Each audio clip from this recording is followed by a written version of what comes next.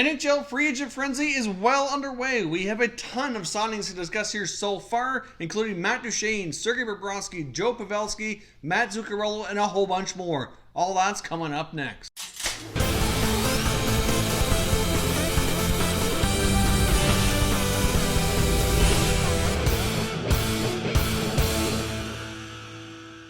Welcome back here to Top Shelf Hockey. We have tons of NHL breaking news here. NHL free agent frenzy is well underway. Having a hard time kind of keeping up with all the news here because there's so many player signings. But we're going to recap a bunch of the more prominent names here right now. We already did a video discussing Artemi Panarin going to the Rangers. Obviously, that's a huge move by John Davidson and the New York Rangers to really bring in a top player and really accelerate them out of a rebuild into being much more competitive. And now we have a whole bunch more signings here to discuss right now. There'll probably be at least one more video, maybe more, hard to say, later on recapping the remainder of the signings as they become news here later throughout the day.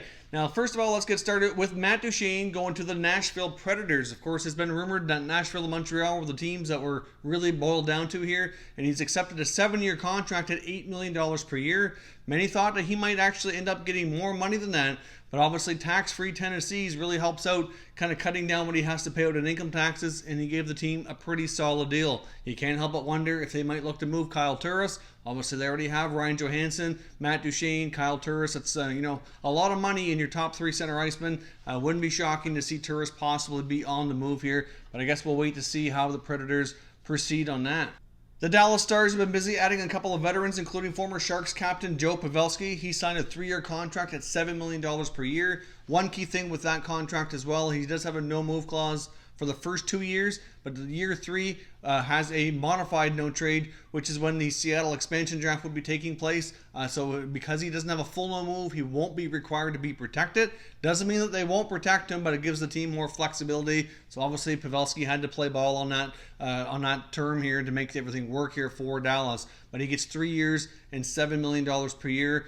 It's going to be weird to see him not wearing a Sharks uniform after being there for so long and being their captain here for the last number of years. The Dallas Stars have also signed veteran forward Corey Perry, who was Pavelski's state rival in Anaheim for so long as well. Of course, after being bought out by the Ducks, he signed a 1-year deal at $1.5 million, but there's also a lot of bonuses structured into that contract as well, which will allow him to earn more, and it's believed that many of the bonuses are going to be earned based on games played, and there might be some performance bonuses built in there as well. But I guess we'll see. Obviously, the Dallas Stars add some veteran forwards there to play with guys like Ben, Seguin, Radulov. Their top 6 and their top 9 certainly going to look a fair bit different here. So we'll see how adding those veterans really help this team moving forward. The Edmonton Oilers have had a trio of signings, including re-signing unrestricted free agent forward Alex Chiasson, who had one of his better years last year, although he was really hot in the first half and cooled down in the second half. But he has signed a 2-year contract extension with the Oilers at just a little bit over $2 million.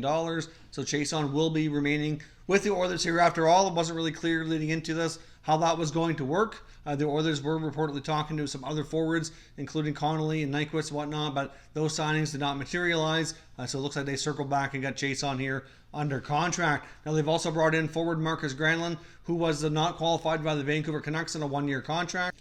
Granlund will be making $1.3 million, and they've also brought in Mike Smith to be the other goaltender to work here with Mikko Koskinen on a short-term contract as well. Of course, he played in their provincial rival with the Calgary Flames here just last year for the last couple of years. But of course, Mike Smith will be quite familiar with the coaching staff. The new head coach Dave Tippett was his coach in the Coyotes organization, where he played some of his best hockey. So I'm sure that Tippett was instrumental in helping bring him here to the Oilers. Vancouver Canucks have added a trio of defensemen, including Tyler Myers, which is their biggest signing here of the day. 5-year contract at $6 million. Now, I have been kind of vocal about the fact that the rumors were $7 or $8 million, and I was not much of a fan of that contract, but now that the numbers are confirmed and he's a $6 million player, I'm a lot more okay with that. I mean, he often plays 20 plus minutes a night. Probably going to be like a number 4 defenseman, kind of where I see him slotting in. But because of the Canucks' depth on the defense, he very well might play a little higher up here for the time being as some of their younger guys continue to develop. But hard to say exactly where they're going to put him. But a 5-year deal at $6 million, there's certainly some signing bonuses included there as well. That's not as bad as it could have been otherwise. But I still think it's quite a possibility here that, near the end of the contract, it's not going to look as good. He's such a large guy. I'm concerned about his skating really deteriorating here over time. But I guess we'll see. But overall, he does make the Canucks better in the short term, can log a lot of minutes play in a variety of situations. So for the short term release, that is a good deal here for the Canucks. They've also brought back hometown boy Jordy Ben on a 2-year contract, just over $2 million, who had a pretty decent year with Montreal. Of course, played a long time at Dallas prior to that. So, of course, he'll help that third pairing with the Canucks as well. And they also signed defenseman Oscar Fantenberg as well to a short-term contract, which I believe was around $700K. I don't have those details here right in front of me. But they've signed a trio of defensemen here today, so that Canucks blue line will look quite a bit different here next year. Florida Panthers have been quite busy, and even though they lost out on Panarin, they did get their man in Sergei Bobrovsky, who signed a massive contract for a goalie, 7-year contract at $10 million per year. If you factor in that Carey Price is making $10 million in Montreal, but Florida is not going to have any state taxes for Bobrovsky here, so he's actually going to end up taking home a fair bit more. That's really a massive contract when you think about the difference in the taxation there. But Bobrovsky will certainly solidify the goaltending situation with Florida, something they've been desperately needing for the last couple of years. They've also signed forward Brett Connolly as well. Brett Connolly signs on for 4 years at $3.25 million. Of course, he's played with Washington the last number of years and has steadily improved here. I was a little bit surprised that the Capitals have let him go here. There wasn't a great deal of a difference in their contract negotiations, but ultimately he winds up in Florida. And former Boston Bruin forward Noel Acciari, who was a very important fourth-line player in their deep playoff run this spring, also has signed with the Florida Panthers. He also signs a 3-year contract at $1.66 million. So those two guys are certainly going to help the bottom six out here with the Florida Panthers. So overall, Florida's had a pretty good day. Even though they didn't get Panarin, they're certainly a much better team than they were before free agency begun. The Winnipeg Jets have a lot of question marks on their hands right now. Obviously, they've lost some players via free agency and trades recently, but they have retained Nathan Beaulieu on a 1-year, $1 million contract. We'll see here. The Jets are expected to not make much of a splash here in free agency since they have their own RFA deals to work out, and they're tight against the cap and have to make some changes here. But really, I don't expect a whole lot more out of Winnipeg today, except for the guys that we've seen leaving to go to other organizations. The Lightning have signed backup goalie Curtis McElhinney, which is obviously going to likely push Louis Domingue here down to number 3, which could I see him maybe going through waivers or possibly even being traded. It's hard to say, but the veteran McElhinney will certainly solidify that backup job. They gave him a 2-year contract, just over $2 million. He's certainly been one of the better backups around the NHL for some time in the last few years, so it's certainly going to help them strengthen that position here just a little bit more. They've also signed defenseman Luke Schenn on a 1-year contract for $700K to kind of add a little bit more defensive depth. He did certainly find his game once he arrived in Vancouver near the end of last year, so many thought he would re-sign with the Canucks, but he's now on his way to Tampa. The San Jose Sharks have re-signed restricted free agent forward Timo Meyer to a $6 million contract over the next 4 years. So obviously Meyer was one of the guys I mentioned could possibly be an offer sheet target just because of the Sharks cap situation. But as we've said in that video as well, Doug Wilson's been able to get a lot of his RFAs to take pretty good kind of bridge contracts and not really break the bank. So this is a great deal for the Sharks. Really developed quite nicely, become a very important part of that team here, especially with Pavelski leaving. He's going to become that much more important. So it was nice to see them get that looked after here early for Meyer here. So that's a great signing by the Sharks. The Columbus Blue Jackets have been busy as well, signing a few players, and even though they've had a mass exodus here today, they're certainly going to have a lot of question marks about this team moving forward. They have re-signed defenseman Ryan Murray and goaltender Jonas Korpisalo. Of course, Korpisalo likely will be leading the way. Right now, it's not believed that they're likely going to bring in another goaltender, but wouldn't completely rule it out. They could be talking to Leonard or Mrazek. I guess we'll see how they decide here, but they already said before that if Bobrovsky leaves, that they may not go out and get a bigger name to come into the organization. But Korpisalo and Ryan Murray are certainly going to be sticking around. And they also signed free agent forward Gus Nyquist, of course, who played with the Red Wings for a long time, ended up in San Jose after the deadline. They've signed him to a 4-year contract worth $5.5 million. So obviously he's not going to be Artemi Panarin in Columbus or Matt Duchene, but he certainly provides some good veteran leadership there with a decent amount of offense. So we'll see how they make out here. Columbus is going to be a very, very different team next year. Ryan Dzingel as well hasn't signed a contract as of the recording of this video, but is expected to leave Columbus as well. Montreal Canadiens have signed former New Jersey goaltender Keith Kincaid to a backup goalie contract here with $1.75 million. Of course, he's another player that technically wound up in Columbus. He kind of goes a little bit unforgotten there since he never really got any action, but obviously Kincaid was acquired by the Blue Jackets at the deadline. It's kind of like an insurance piece, and now he's going to be backing up Carey Price here. So 1 year, $1.75 million contract for Kincaid. So obviously that's a pretty decent signing. As I mentioned the other day, I really felt the Habs were going to go out and sign a veteran netminder to be the backup here. Wasn't sure that they had a lot of confidence in Charlie Lindgren coming up from the American League to take on that role. The Minnesota Wild have signed Matt Duchene to a 5-year contract worth $30 million, which works out to $6 million per year. Obviously, that term of 5 years was not something he was getting many teams to be offering up here.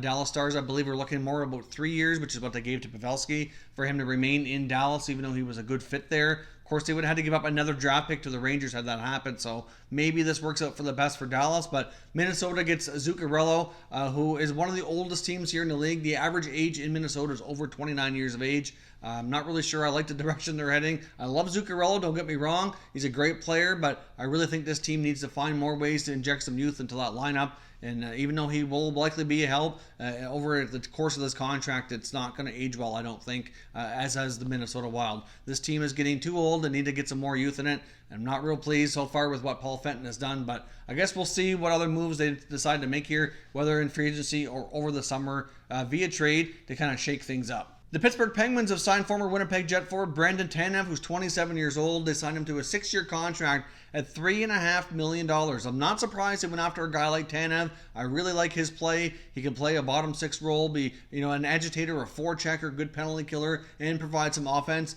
I really like his game a lot, but that's a lot of money and a lot of term. Not real surprised so much on the money. It really is more the term here. I expected him to probably get more like a 3 to 4 year deal, but obviously the Penguins are quite high on Tanev. Hopefully he works out there. Based on his age, the term is fine. It's just obviously with his play in Winnipeg, I didn't know if he would be established enough to really get a 6-year deal, but I guess hopefully that works out for the Penguins. But I do like Tanev. I think he'll be a good addition in Pittsburgh.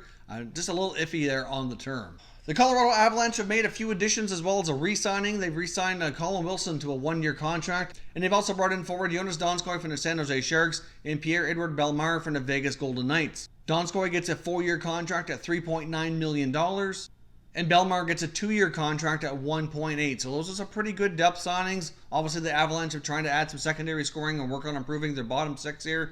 So Donskoi can probably play second or third line. Bellemare will be an excellent bottom six guy, good on the PK, good on faceoffs. So I do like these additions here for the Avalanche as well. The Detroit Red Wings are bringing back Valtteri Filppula on a 2-year contract worth $3 million per year. Of course, he played with the Red Wings for quite some time. So if new general manager Stevie Yzerman is very familiar with his game. A little bit surprised in the way that the Islanders didn't retain him. I thought after having a pretty solid year last year, they might try to keep him in the fold, but obviously they were kind of freeing up some space there to make sure they had tons of flexibility to go after some big free agents, and it looks like the Islanders are losing out here yet again on free agent frenzy. Hopefully they can circle back and try to retain some of their guys like Lee or maybe Leonard.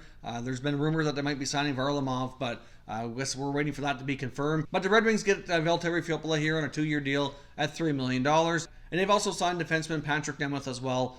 So a little bit of a depth signing there, likely play either second or third pairing for the Red Wings. So tons of signings here. Hopefully you're able to keep track. Thanks for keeping up with me here. There'll be more videos later confirming more as we find out more official details here on a lot of these signings. Incredibly busy day, which is why they call it the Free Agent Frenzy. So stay tuned to Top Shelf Hockey. I'll do my best here to keep you up to date with all the other news as it breaks throughout the day. Thank you for watching, and I'll catch you next time.